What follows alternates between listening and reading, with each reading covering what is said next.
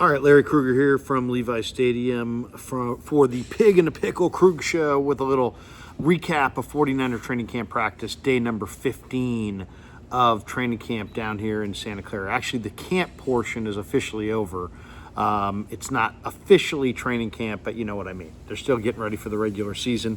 They're still getting ready for the game coming up this weekend against the Saints. The Niners, of course, will not be going to Irvine to travel to Southern California to practice with the Saints because they're so banged up. They're just going to practice here the rest of the week. So today, the 49ers did make one transaction.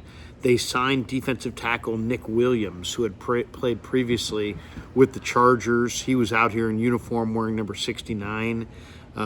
Big, thick defensive tackle. I would say he looks like about 295 to 310 pounds in that range. Big guy, looks like a strong body. Didn't do a lot at practice, just watched a lot today. The Niners, to create that roster spot for Williams, have waived linebacker Ezekiel Turner. And, you know, I think really what this is about is that, you know, you've got obviously Fred Warner and Devondre Campbell. Those are your starters. And then Jalen Graham and D. Winters are playing at a really high level. Flanagan Fowles is a veteran special teamer, but Curtis Robinson and Tatum Bethune have both played incredible. Tatum Bethune, the rookie from Florida State, led the 49ers in tackles with 8 and didn't even play a lot of snaps in that Tennessee game, but he still had 8 tackles, and Bethune was just all around the football. So he's looking good, but the guy who to me is looking really good is Curtis Robinson. Curtis Robinson played at Stanford, always had the physical measurables, big, strong, fast, smart, and just didn't have a lot of experience, and now has been in this system for a while, has been a special teamer, and I think in this camp he has graduated from special teamer to starting caliber linebacker, who Nick Sorensen is comfortable allowing Robinson to wear the green dot and to play the middle linebacker spot and make all the calls. And he's super smart. He's really athletic, very fast, diagnoses quickly, and you're seeing significant improvement. Now, I think that's why. You say, why is Ezekiel Turner the one cut today? Turner actually played well. He was really active in the preseason game. He's been good on the practice field. It's a numbers game. You know, he's a veteran. I'm sure he wants to catch on somewhere. They're trying to help him out. They looked around at their numbers and they said, well, you know, if we're keeping extra backers, we're keeping all these kids. We're keeping Tatum Bethune. We're keeping Jalen Graham. We're keeping D. Winters. And then now that Robinson and Flanagan Fowles are both playing at a really high level, I mean, there you go. You've got, you know, 3 young linebackers, first or second year players. You got a couple of older players in Robinson and Flanagan Fowles. You got the starters. You know, you only have so many spots. So, you know, the writing was on the wall for Ezekiel Turner, and he got the pink slip today.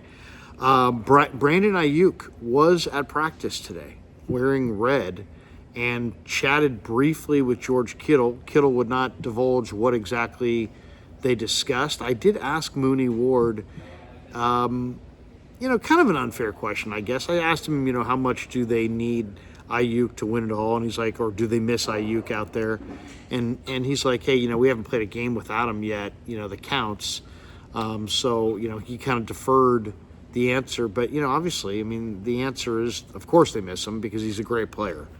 And how could you not miss a great player?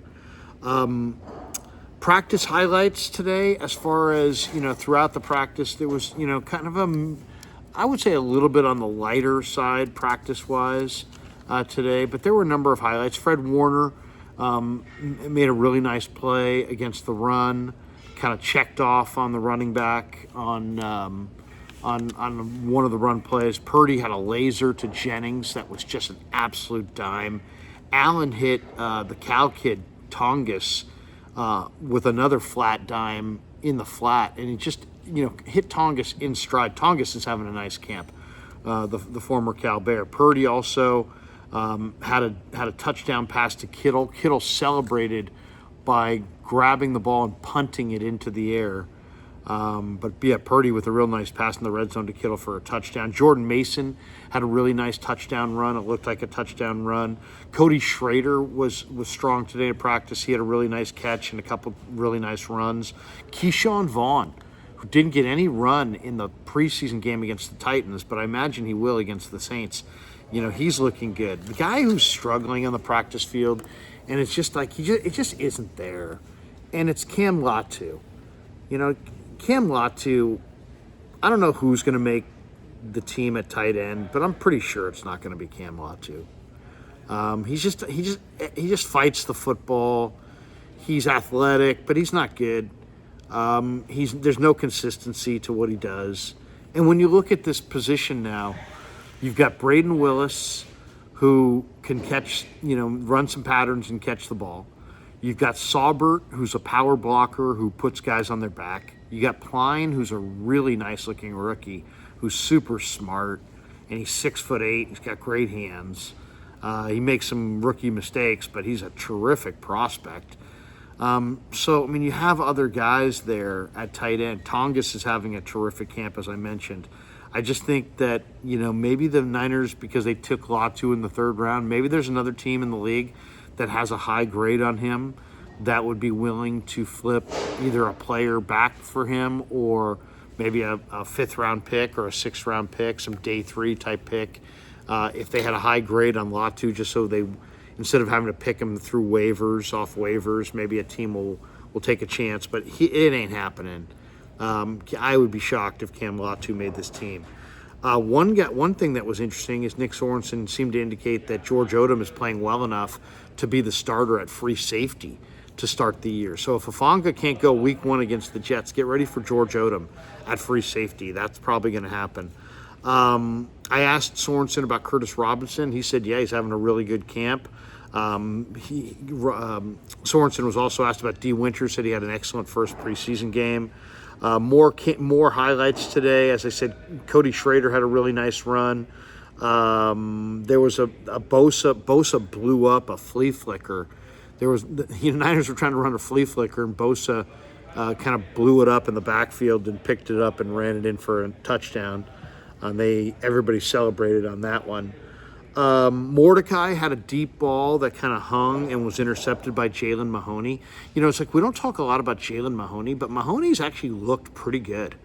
When you think about undrafted free agent out of Vanderbilt, he's definitely an NFL athlete. He's NFL size, he's NFL speed. Whether he hooks on here with the Niners or in another camp, he's shown well for himself, and to me, he looks like an NFL player. I don't think there's any doubt in my mind that he's an NFL player. Jordan Mason continues to look good running the football. I thought Darrell Luter had a nice PBU, and I think it was Luter towards the end of practice. Luter's looking good. The Niners have great defensive back depth in this camp, and it really shows every day. One day it's Luter, the next day it's Womack. The next day it's Renardo Green, and then it's Isaac Yadam, and then it's Ambry Thomas. They just have a lot of good young DBs, both at corner and at safety in this camp, and it shows itself every single day. All right, there's your recap for the day. Still no word on Trent Williams. He continues to hold out. Still no word on Brandon Aiyuk. He continues to hold in. There are various reports out there that the 49ers are not really all that enamored with what the Steelers have offered them for Brandon Aiyuk and are in no rush to make a bad deal. So good. That's what I would say. John Lynch, you will be judged on this trade. If you don't make a trade, you will not be judged.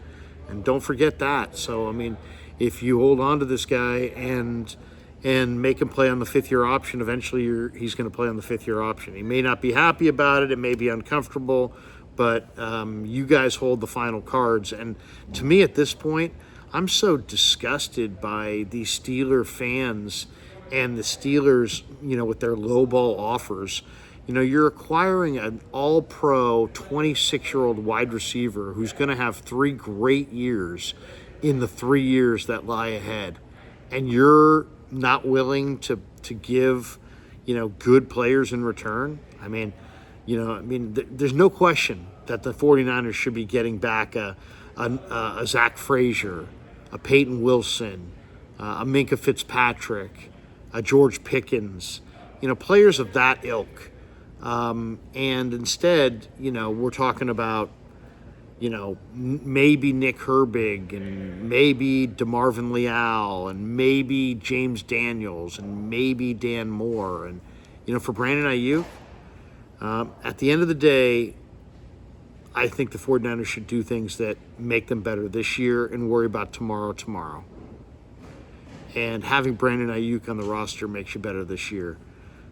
If you trade him, you're going to be judged on that trade. So if you're not getting what you absolutely want in return, don't make the trade. That's my thought on it.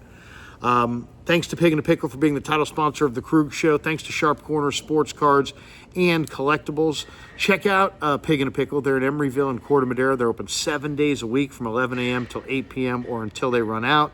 Sharp Corner Sports Cards and Collectibles are in Pacific Grove, California, on the Monterey Peninsula. And if you need sports cards or collectibles, they are a fantastic company. Check them out in Pacific Grove. Thanks to all of you guys for supporting the Krug Show on YouTube.